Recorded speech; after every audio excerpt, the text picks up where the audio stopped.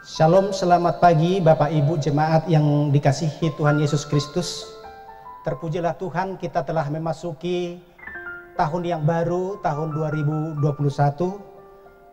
Kita mengucap syukur bahwa Allah senantiasa menolong kita dan menuntun kita di tahun yang sudah kita lewati, tahun 2020, dengan penuh kasih dan penyertaan Tuhan yang menolong kita setiap saat dan setiap waktu.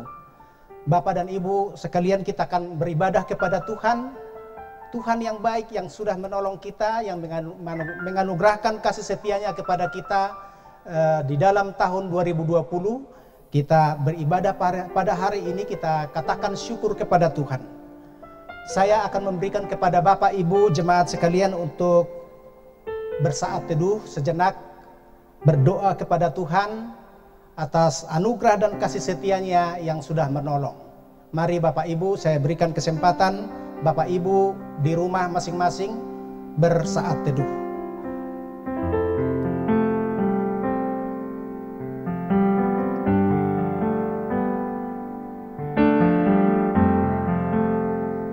Kita berdoa di dalam hati kita masing-masing di dalam ibadah ini, supaya ada kuasa Tuhan boleh terjadi dan Roh Kudus memimpin kita masing-masing di dalam ibadah kita bersama-sama. Kita akan mengalami perjumpaan dengan Tuhan yang Maha Besar. Biarlah kemuliaan dan hormat bagi Allah Tuhan kita, sebab Dialah yang Maha Besar dan yang Maha Ajaib yang menolong kita. Bapak Ibu sekalian, saya ajak kita sama-sama berdiri, kita berdoa, memuji Tuhan dengan satu pujian yang mengatakan, sebab Engkau besar ya Allahku. Mari kita pujikan pujian ini.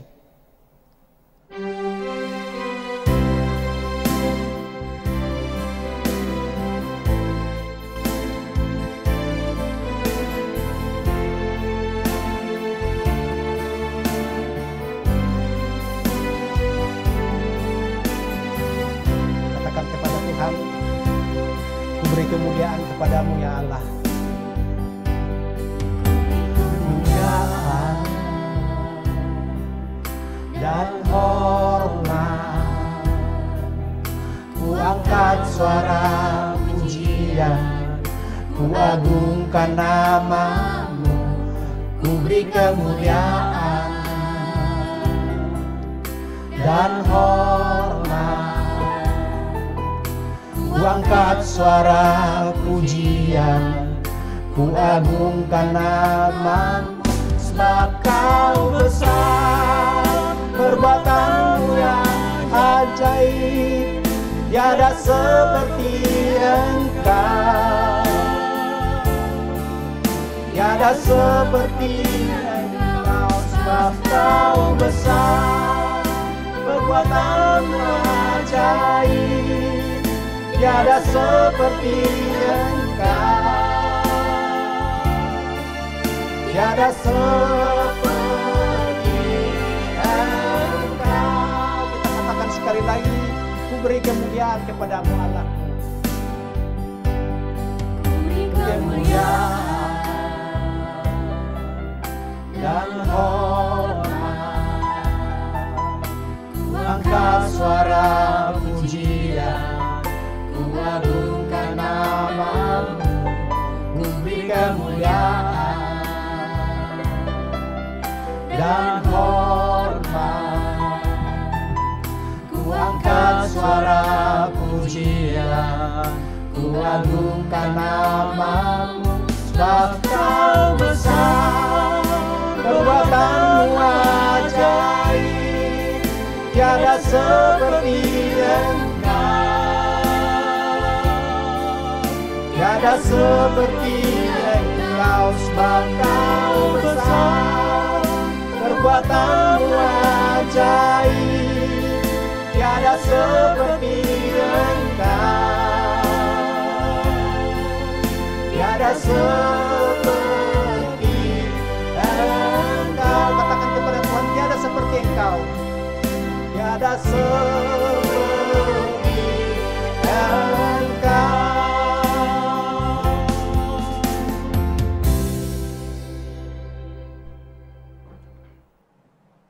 Jemaat yang dikasihi Tuhan Yesus Kristus, mari kita arahkan hati kepada Tuhan untuk beribadah di awal tahun ini dengan satu pengakuan bahwa pertolongan kita di dalam ibadah awal tahun ini adalah di dalam nama Tuhan yang menjadikan langit dan bumi, yang memelihara kesetiaannya sampai selama-lamanya dan yang tidak pernah meninggalkan perbuatan tangannya.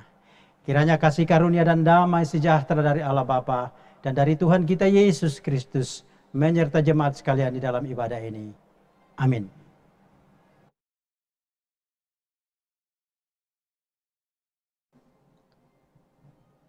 Yesus Kristus tak pernah berubah, baik kemarin, hari ini, dan sampai selama-lamanya. Dia adalah Alfa dan Omega. Semua yang bernapas memuji Dia. Baiklah kita datang kepadanya yang maha besar, yang menghibur kita, dan yang mengampuni dosa-dosa kita yang tak terperi. Kita pujikan satu pujian yang mengatakan, sungguh indah kabar baik.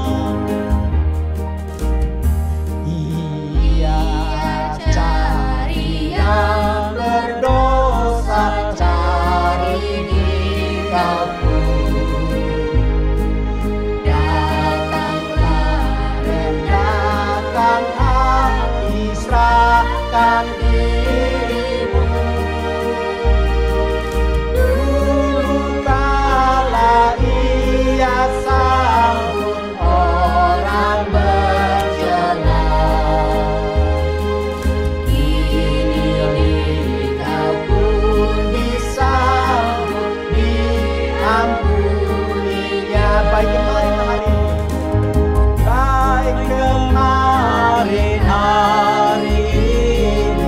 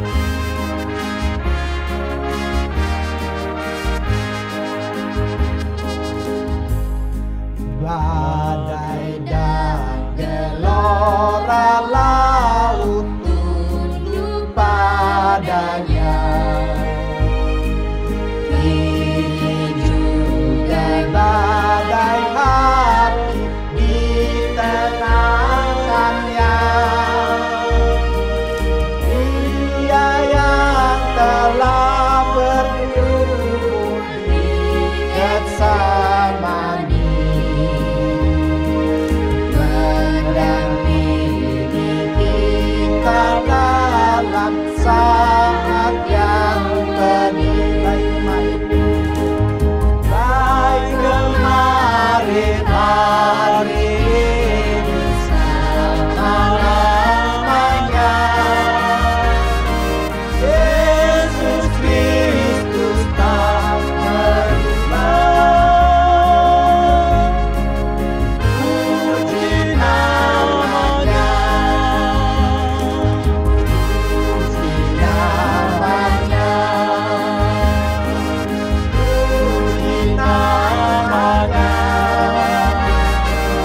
Yesus Kristus tak berubah,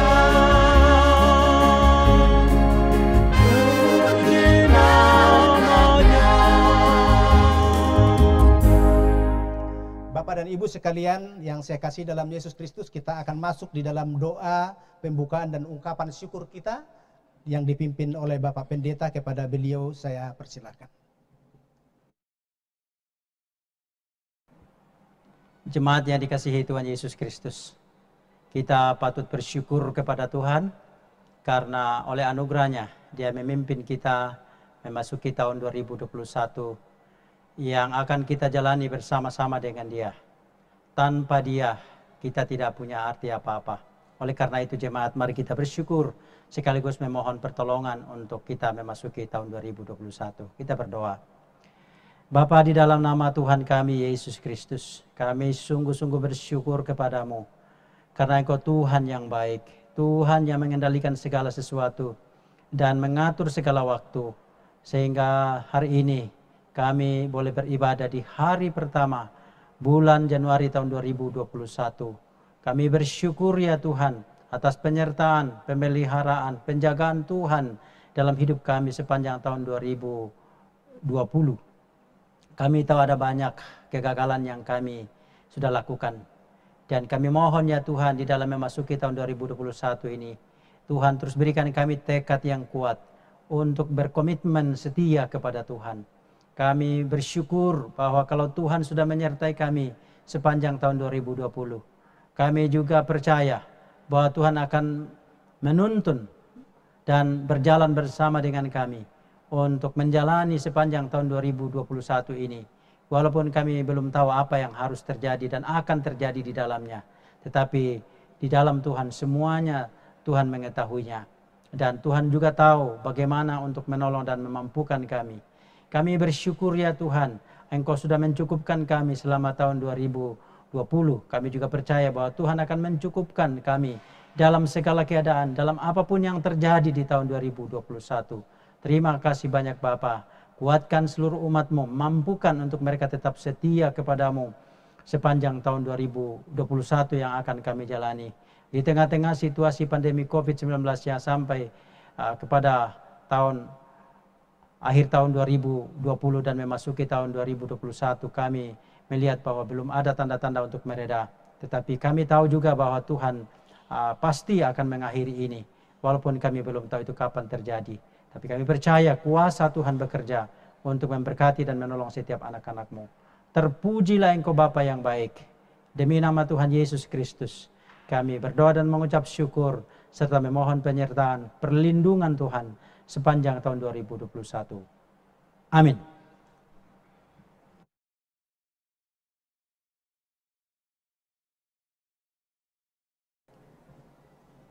Bapak dan Ibu jemaat yang saya kasih dalam Yesus Kristus, yang berada di rumah masing-masing, kita senantiasa mengucap syukur atas tahun-tahun yang telah kita lalui bersama dengan Tuhan. Kita akan menyanyi satu pujian betapa kasih Tuhan yang memimpin kita di tahun yang lalu, dan kita akan berharap terus memohon kepada Tuhan, Dia juga yang memimpin kita di tahun 2021 yang penuh dengan misteri. Mari kita pujikan satu pujian Pimpin Aku dari KPPK nomor 229.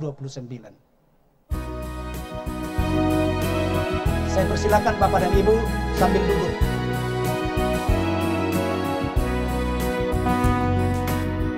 Tuhan pimpinlah aku agar ku tak tersesat. Kau beserta amanlah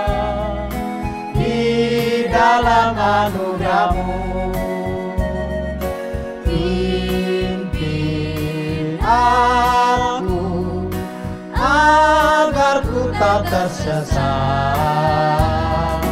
melewati hidupku sampai tiba di surga. Saat ombak menerpa, Kau yang melindungiku. Kau dekat, Kau tenanglah, itulah harapanku. Pimpin aku agar ku tak tersesat melewati hidupku sampai tiba di surga.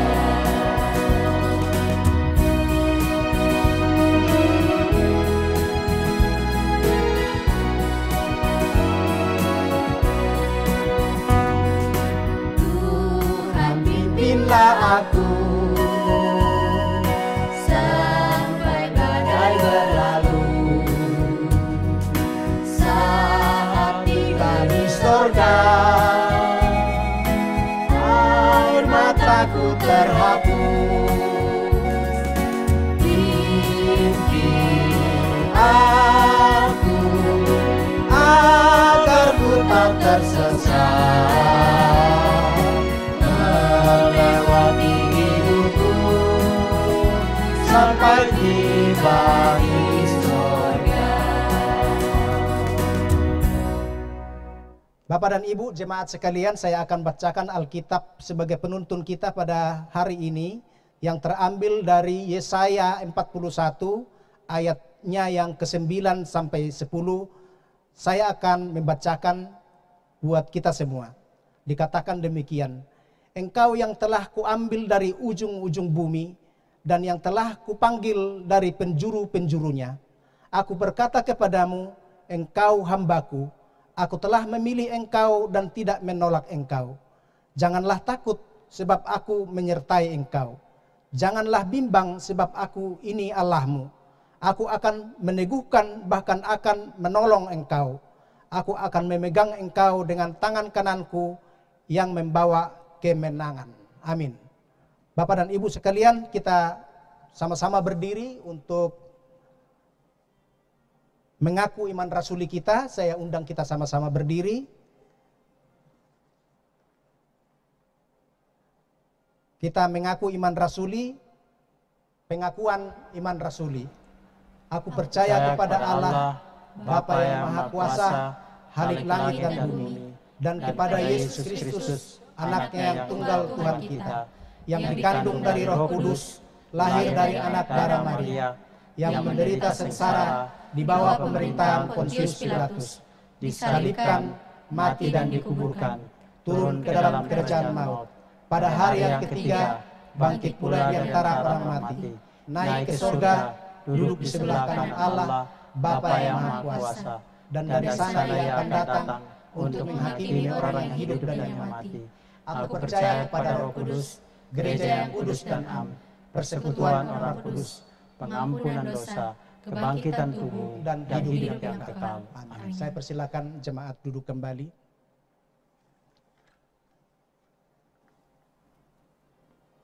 Bapak Ibu jemaat sekalian, kita semua menyadari bahwa tanpa topangan tangan Tuhan kita pasti jatuh dan tergeletak.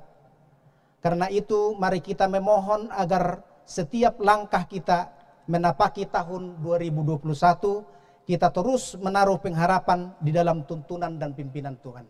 Mari kita pujikan satu pujian yang mengatakan, tiap langkahku diambil dari Kidung Jemaat.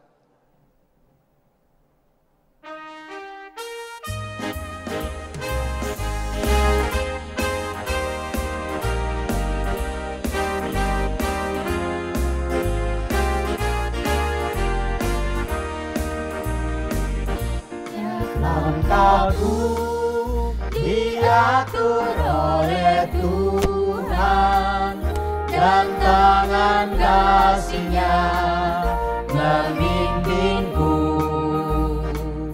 Di tengah badai yang menakutkan, hatiku tetap tenang teduh. Tiap langkahku ku tahu Tuhan yang bimbing ke tempat diriku diantarnya.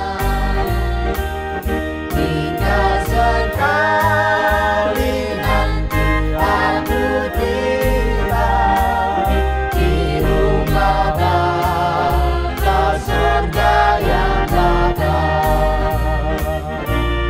Waktu imanku mulai goyah dan bila jalanku hampir sesat, ku pandang Tuhanku penerus dosa. Ku teduh sebab Dia dekat. Yang langkahku ku tahu Tuhan yang bimbing ke tempat diriku diantarnya. Hingga sekali nanti aku tiba di rumah Bapa surga yang bakal. Kita akan mempersiapkan hati kita untuk menerima pemberitaan firman Tuhan yang akan dipimpin oleh Bapak Pendeta Nur Cahyo di bawah tema berjalan bersama.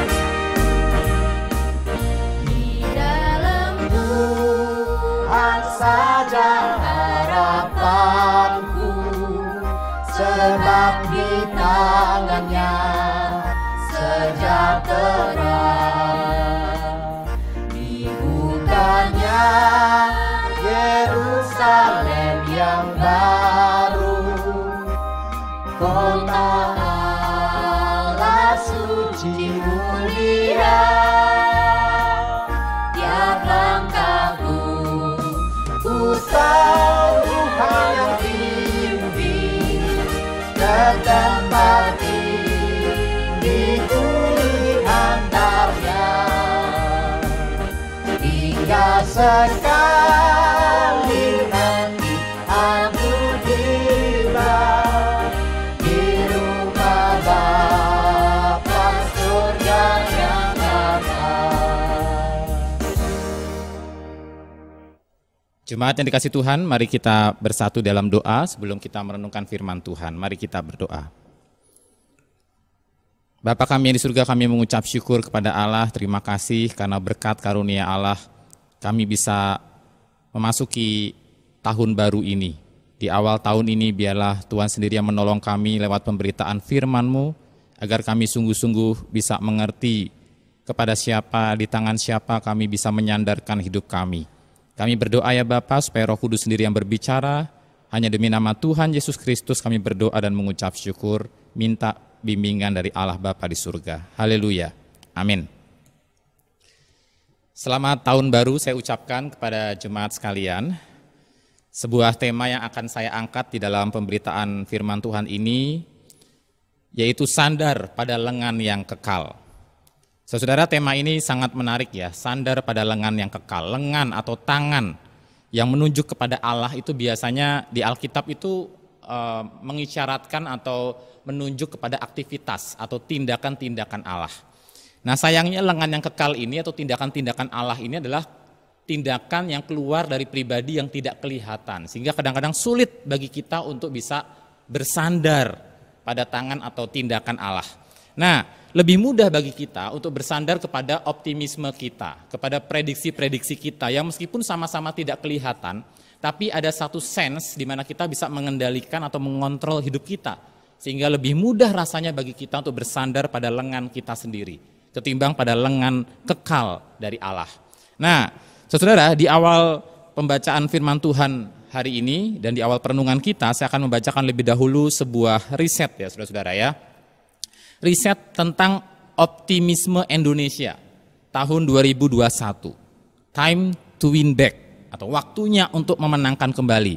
Riset ini dipaparkan oleh satu lembaga riset Inventure dan juga lembaga riset Alfara, ya, sebuah lembaga riset yang mengadakan penelitian khususnya dalam kepentingan marketing.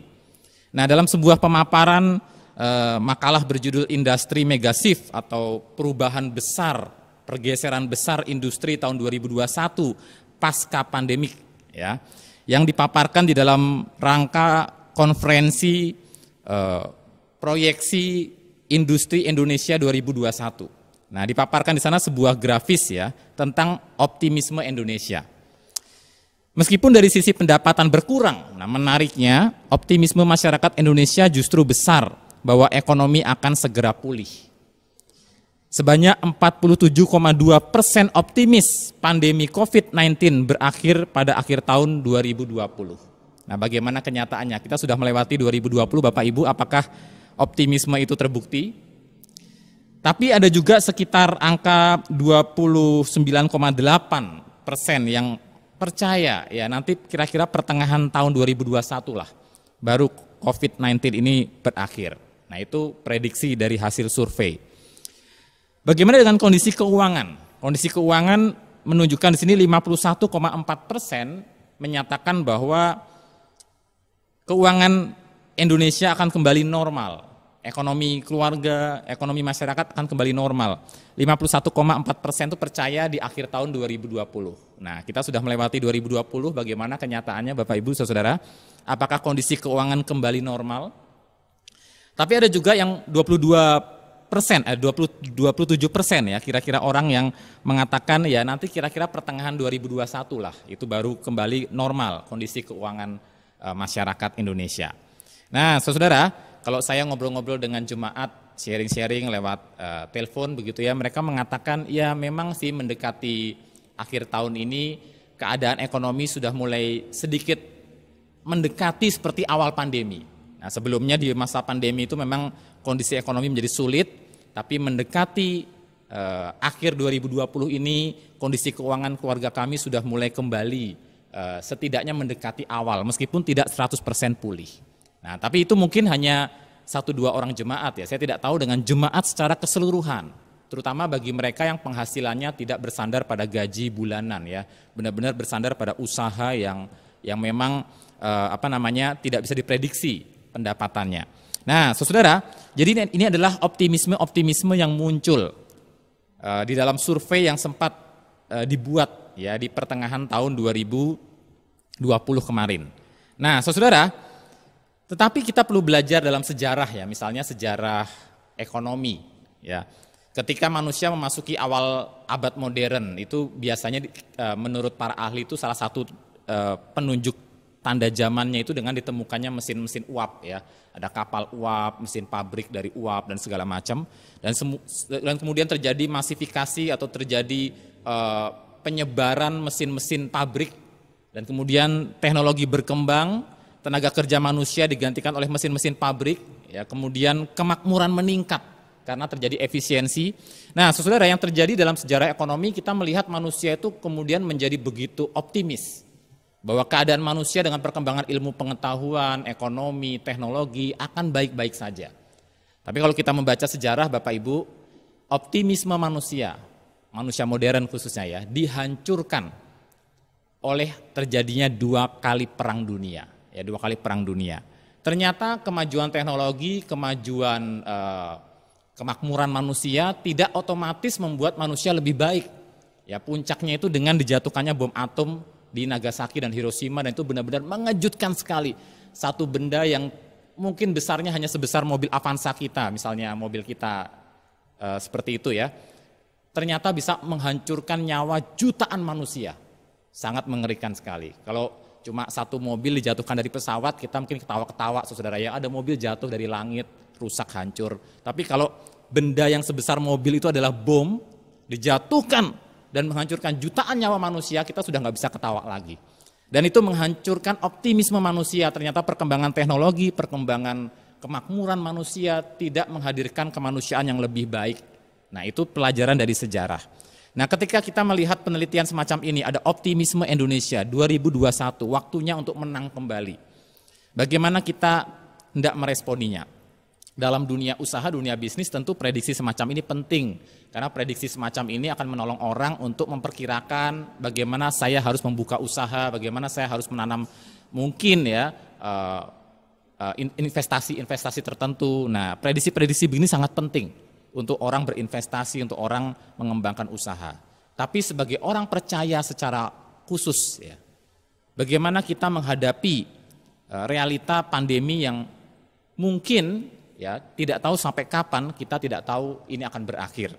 Nah, saudara, dalam hal ini kita memerlukan satu landasan yang lebih kokoh untuk kita bertahan dalam hidup ini.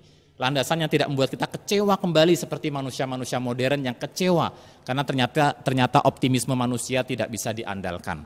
Nah, saudara, saya akan mengajak kita untuk merenungkan bagian firman Tuhan dari Ulangan 31 ayat 1 sampai 8 ya. Ulangan 31 ayat 1 sampai 8. Bertepatan dengan tahun baru ini juga satu bagian yang menarik ya, karena ini adalah sebuah momen di mana Musa itu mempersiapkan umat Israel memulai lembaran baru dalam hidup umat Allah, yaitu mereka akan sedikit lagi menyeberang Sungai Yordan memasuki tanah perjanjian. Bayangkan ya, sudah 40 tahun putar-putar di padang gurun, sekarang mereka sudah di tepian Sungai Yordan dan siap untuk menyeberang Sungai Yordan memasuki tanah perjanjian, menggenapi semua rancangan dan rencana Allah yang sudah sejak lama dinubuatkan. Nah, saudara, dalam bacaan kita Ulangan 31 ayat 1 sampai 8, Yosua sebagai pengganti Musa. Saya bacakan bagi kita firman Tuhan. Kemudian pergilah Musa, lalu mengatakan segala perkataan ini kepada seluruh orang Israel. Berkatalah ia kepada mereka, aku sekarang berumur 120 tahun, aku tidak dapat giat lagi, dan Tuhan telah berfirman kepadaku, Sungai Yordan ini tidak akan kau seberangi. Tuhan Allahmu, dialah yang akan menyeberang di depanmu, dialah yang akan memunahkan bangsa-bangsa itu dari hadapanmu, sehingga engkau dapat memiliki negeri mereka. Yosua, dialah yang akan menyeberang di depanmu, seperti yang difirmankan Tuhan.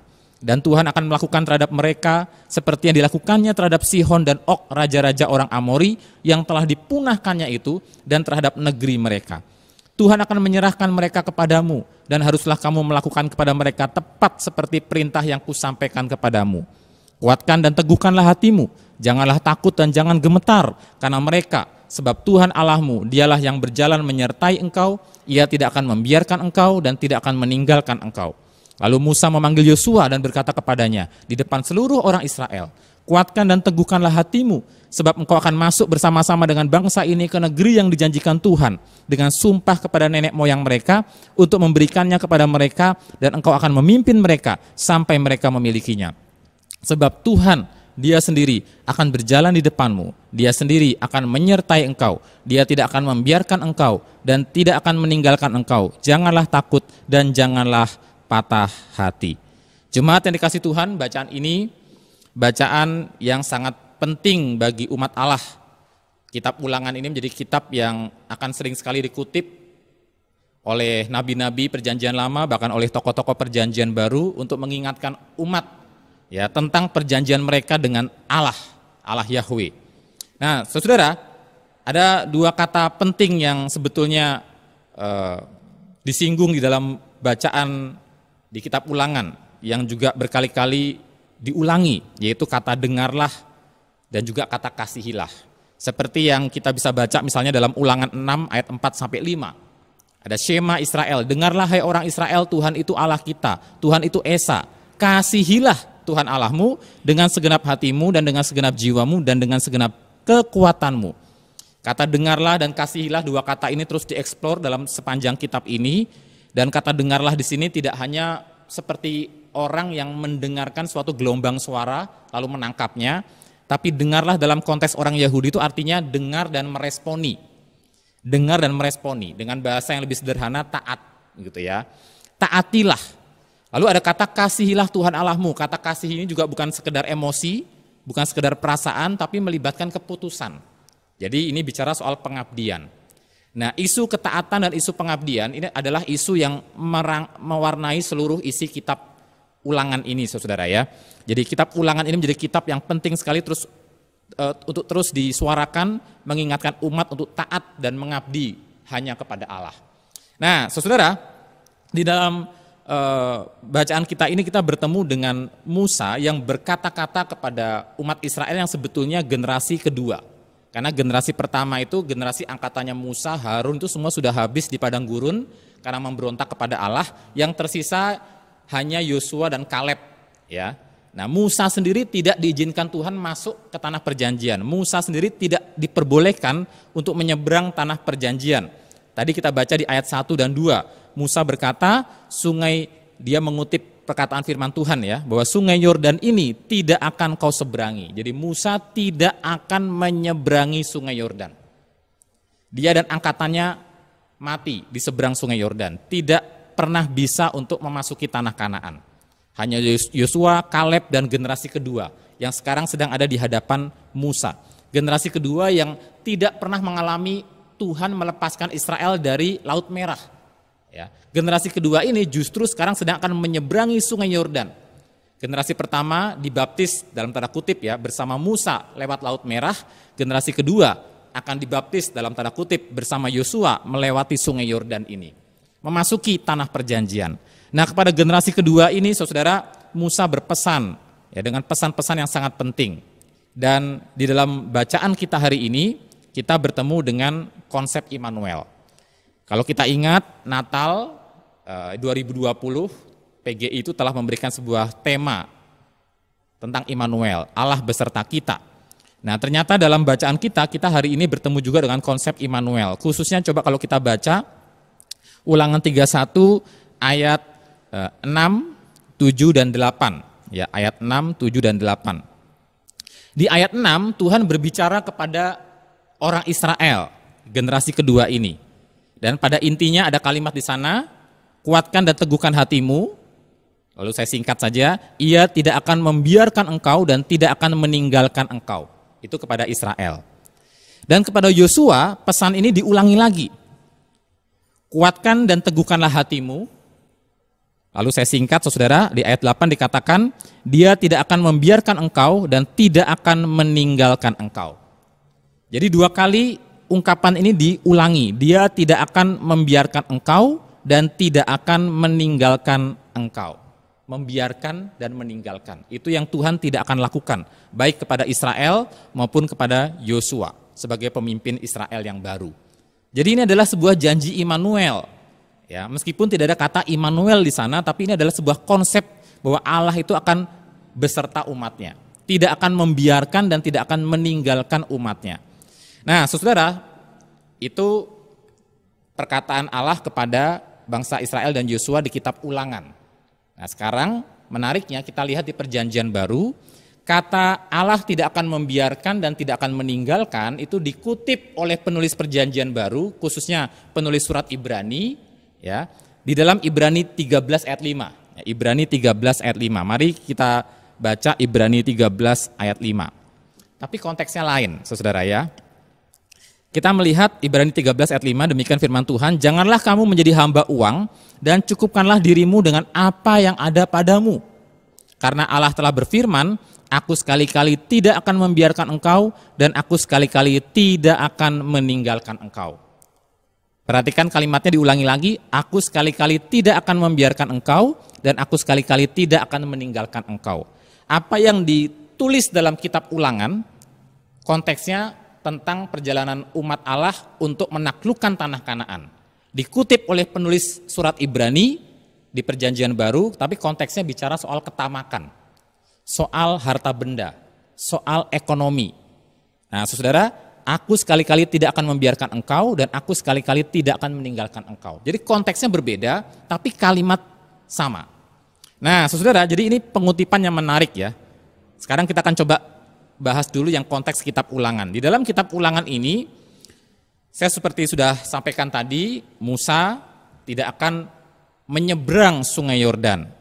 Lalu kemudian Allah memberikan sebuah visi, sebuah gambaran mental tentang masa depan yang hendak diwujudkan ya kepada bangsa Israel. Ulangan 31 ayat 3 sampai 5. Di dalam Ulangan 31 ayat 3 sampai 5 dikatakan bahwa Tuhan Allahmu dialah yang akan menyeberang di depanmu. Tuhan Allahmu, Tuhan itu menggunakan huruf besar semua, artinya Yahweh ya. Yahweh Allahmu dialah yang akan menyeberang di depanmu. Musa tidak menyeberang, tapi Yahweh yang akan menyeberang di depanmu. Nah, saudara, menarik ya. Setelah ada kata Yahweh, dia yang akan menyeberang di depanmu, dilanjutkan beberapa kata setelahnya, Yosua, dialah yang akan menyeberang di depanmu. Jadi saudara-saudara ada permainan kata nih. Yahweh akan menyeberang di depanmu, memimpin engkau. Yosua akan menyeberang di depanmu, ya memimpin engkau. Nah, Yosua ini arti katanya menarik. Yosua ini punya arti kata sama dengan Yesus, ya. Artinya Yahweh menyelamatkan. Jadi kalau saya mau perlihatkan permainan katanya ya, Yahweh Allahmu dialah yang akan menyeberang di depanmu. Yosua yang artinya juga Yahweh penyelamat, dialah yang akan menyeberang di depanmu.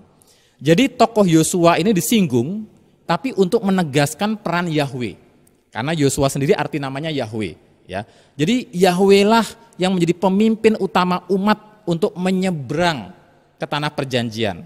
Musa sendiri tidak bisa menyeberang, tapi Yahweh sendirilah yang akan memimpin umat menyeberang. Yosua itu hanya representasi saja. Namanya Yosua artinya Yahweh penyelamat. Jadi Yosua ingin menonjolkan dari arti namanya, menonjolkan tokoh utamanya. Yahweh lah yang akan memimpin umat menyeberang ke tanah perjanjian, memasuki lembaran baru dalam kehidupan. Saudara, ini tentunya sebuah kalimat yang menghibur bagi kita ya, yang akan menyeberang, memasuki dan sudah menyeberang memasuki lembaran baru di tahun yang baru. Yahweh, Allah kita, dialah yang menyeberang di depan, memimpin kita. Nah, saudara, di dalam bacaan kita ini menarik sekali karena di sini figur Kristus sangat menonjol dinampakkan. Karena kesamaan nama antara Yosua dan Yesus ya, sama-sama artinya Yahweh penyelamat. Nah, jadi Yosua ini menjadi semacam tipologi, gambaran tentang Kristus yang juga akan membawa menyeberang umatnya dari negeri kekelaman yaitu maut, kematian, dosa, dibawa menyeberang memasuki negeri perjanjian yaitu kehidupan kekal.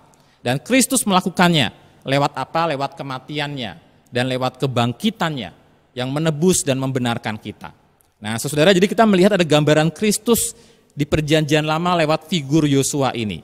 Seperti Yosua itu merepresentasikan Allah yang bertindak, demikian Kristus menjadi representasi Allah yang paling tepat untuk menggambarkan seperti apa Allah yang bertindak, menyelamatkan umatnya dari dosa dan kehidupan lama. Saudara, dan kita bisa melihat dari bagian ini bahwa memasuki Kanaan, memasuki lembaran baru hidup ini sepenuhnya karya Allah.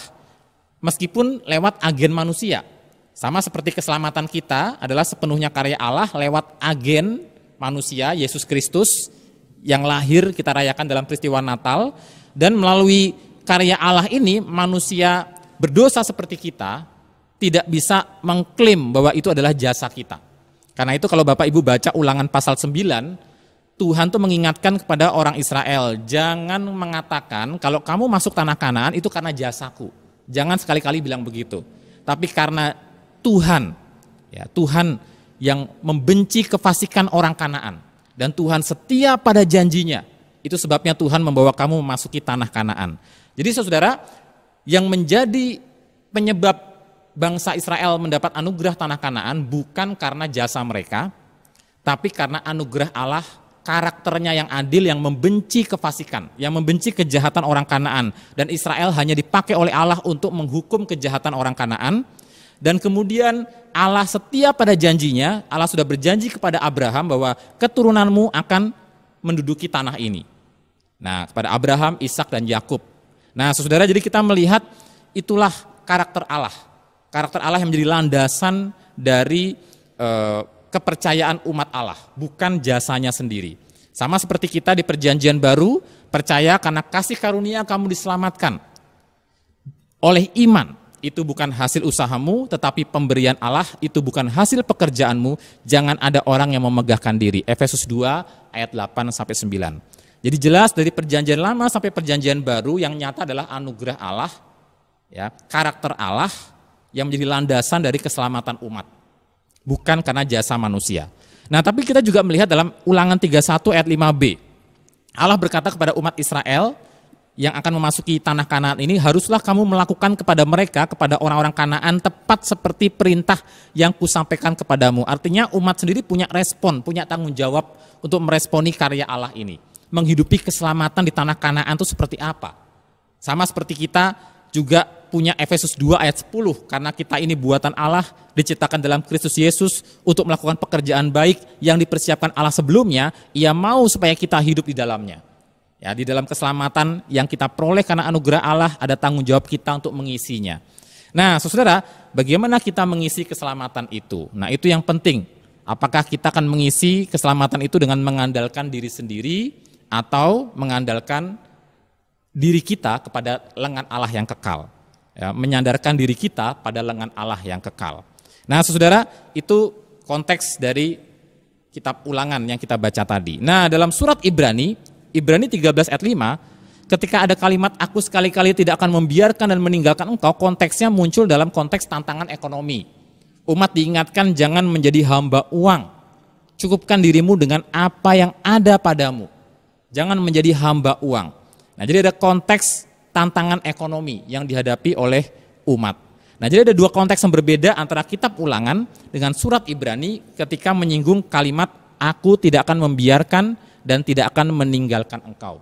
Nah, karena itu pelajaran bagi kita hari ini Bapak Ibu, janji Allah bahwa Allah tidak akan membiarkan kita dan tidak akan meninggalkan kita muncul dalam konteks yang berbeda. Tapi prinsipnya adalah dari bagian firman Tuhan yang kita baca hari ini, janji Allah turun ke atas umat, termasuk kita, yang berhadapan dengan berbagai tantangan di dalam hidup kita. Janji Allah turun ke atas hidup kita yang berhadapan dengan berbagai macam tantangan di dalam hidup kita. Dan terhadap tantangan-tantangan itu, Allah berjanji, aku tidak akan membiarkan engkau, aku tidak akan meninggalkan engkau. Allah adalah Allah yang Immanuel. Karena itu saudara, dua kali kata kuatkan dan teguhkanlah hatimu. Frase ini diulang dua kali untuk menjadi pedoman bagi kita juga. Memasuki 2021, kuatkan dan teguhkanlah hatimu. Karena ada tantangan di depan mata yang optimisme kita tidak menjamin bahwa itu pasti akan terjadi. Sesuai dengan yang kita harapkan. Ya, optimisme itu tidak cukup. Tapi memang optimisme dapat menolong kita merasa lebih ringan, lebih rileks, lebih percaya diri untuk menghadapi kehidupan ke depan, tapi itu tidak cukup saudara. Ya, kita perlu firman Tuhan. Firman Tuhan mengatakan kuatkan dan teguhkanlah hatimu. Nah, karena itu ada dua hal penutup yang saya ingatkan lewat khotbah saya hari ini. Pertama, sadari, akui dan kenali tantangan yang ada di hadapan kita. Ya, kita nggak bisa menyangkal bahwa memang ada masalah, memang ada tantangan. Bangsa kita sedang dalam problema.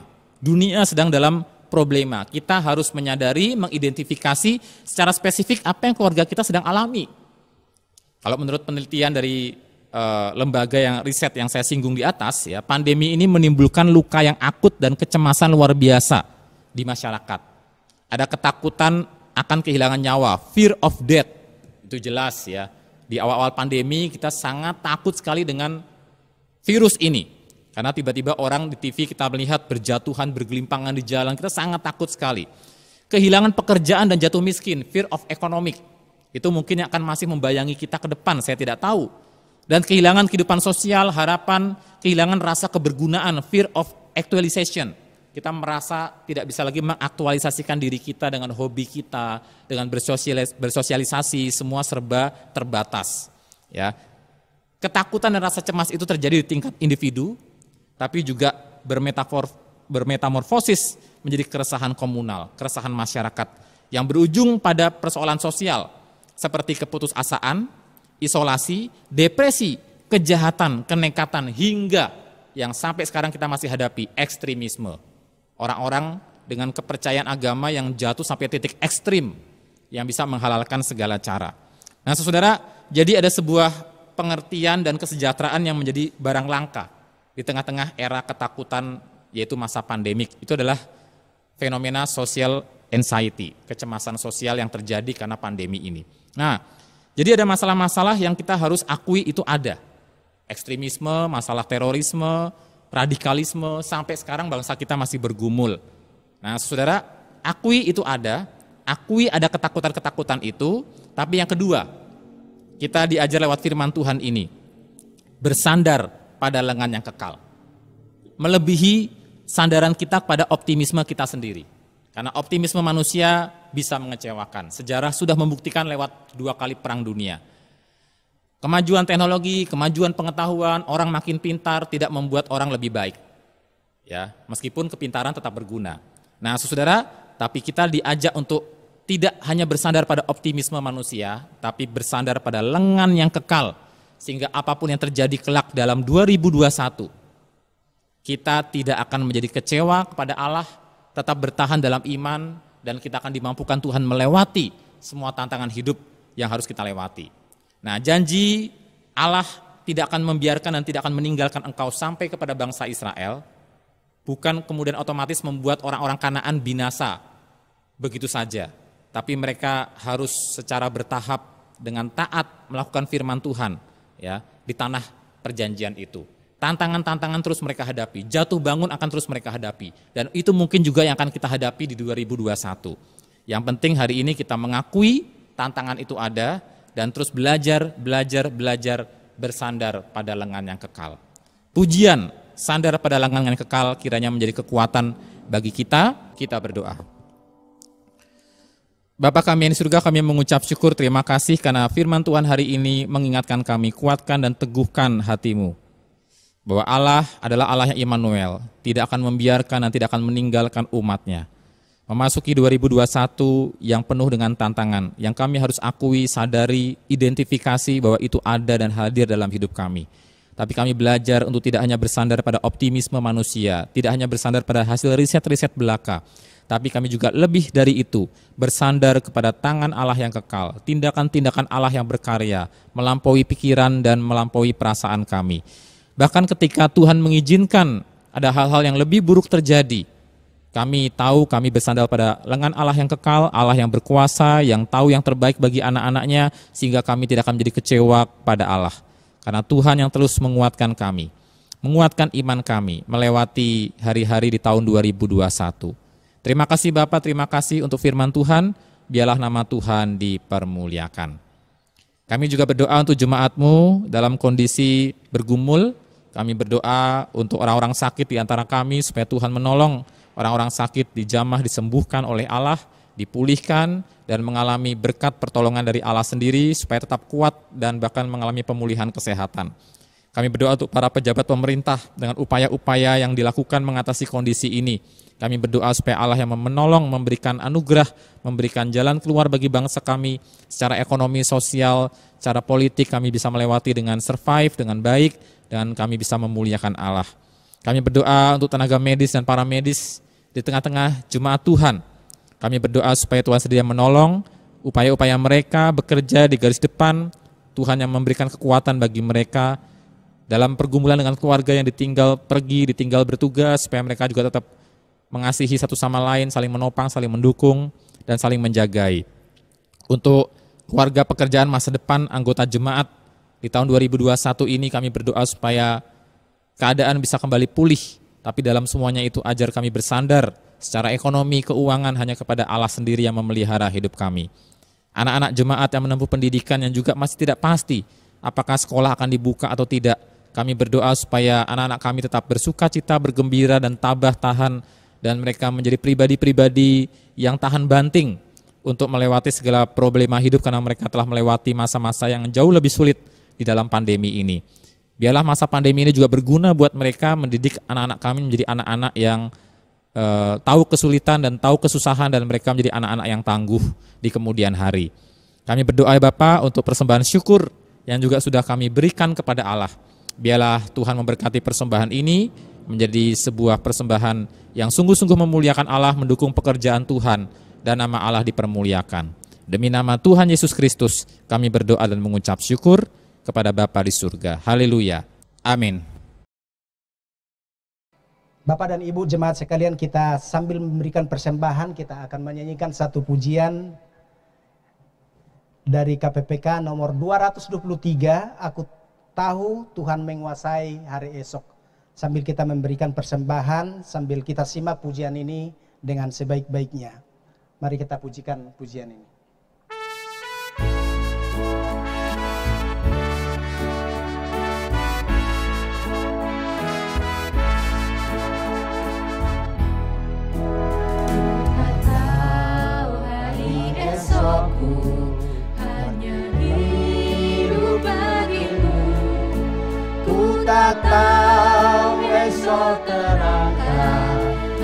Engkaukah hari gelap, tak khawatir hari esok, karena ku tahu janjinya.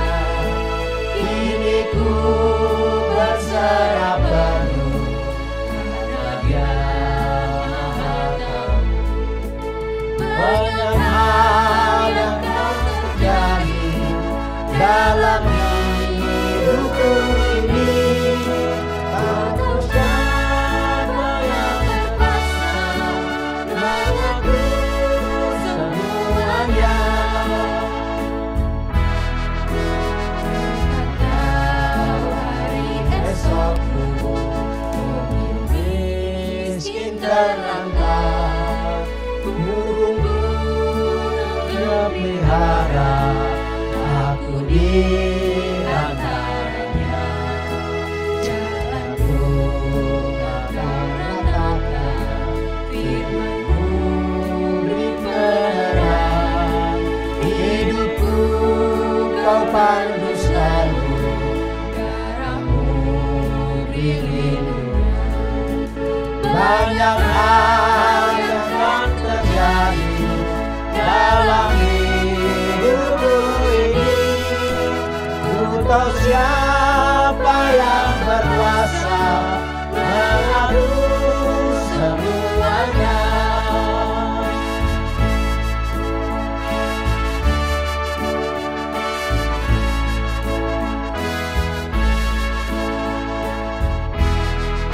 Meski jalan makin terang, bagaikan ke surga, bebanku makin meringan, jariku menjadi terang.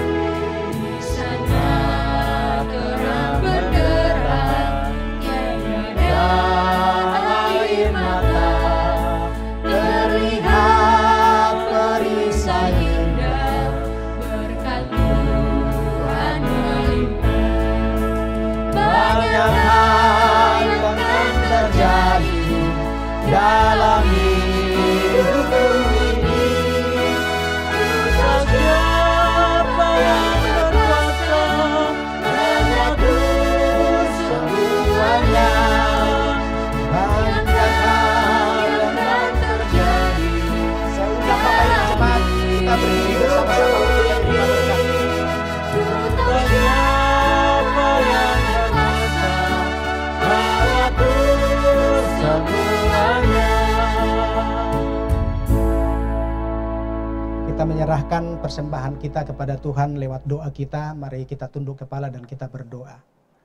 Bapa di surga, terima kasih untuk semuanya yang Tuhan berikan kepada kami. Nafas hidup, kekuatan yang Tuhan berikan kepada kami, bahkan semua anugerah yang kami nikmati ya Allah. Jika pada hari ini kami dapat memberikan persembahan kepada Tuhan, biarlah persembahan yang kami berikan Engkau muliakan Tuhan, supaya dapat berguna bagi kemuliaan-Mu juga, dan kami pakai untuk pelebaran pelayanan kami di gereja dan jemaat kami Tuhan. Berkati jemaat-Mu yang sudah memberikan persembahan ini Tuhan. Tambah-tambahkan berkat-Mu yang terus senantiasa kepada mereka, yang berlimpah-limpah. Inilah doa kami Tuhan. Biarlah berkat Tuhan senantiasa melimpah dan atas semua kami Tuhan. Di dalam nama Tuhan Yesus Kristus kami berdoa kepadamu ya Allah. Haleluya. Amin. Kita akan menyanyikan pujian doksologi, kemudian doa berkat akan dipimpin oleh Bapak Pendeta Karel Lolo. Kita menyanyikan doksologi.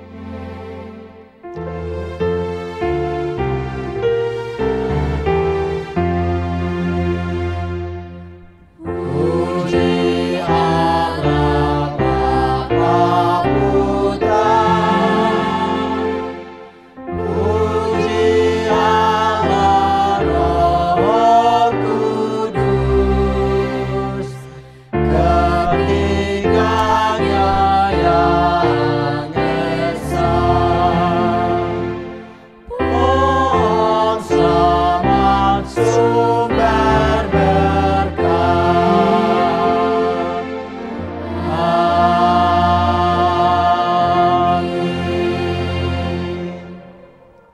Saudara-saudara jemaat yang dikasihi Tuhan Yesus Kristus, mari kita arahkan hati kita kepada Tuhan untuk menjalani tahun 2021 dengan penyertaan dan keyakinan dari tahun yang lalu tentang tema Immanuel, bahwa Dia akan bersama dengan kita, beserta kita menjalani sepanjang tahun 2021.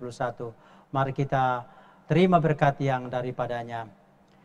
Kiranya nikmat dan kasih sayang dari Allah Bapa, cinta kasih dan keselamatan dari Tuhan Yesus Kristus, dan persekutuan dengan Roh-Nya yang kudus menyertai jemaat sekalian sampai dari sekarang sampai selama-lamanya. Amin. Amin.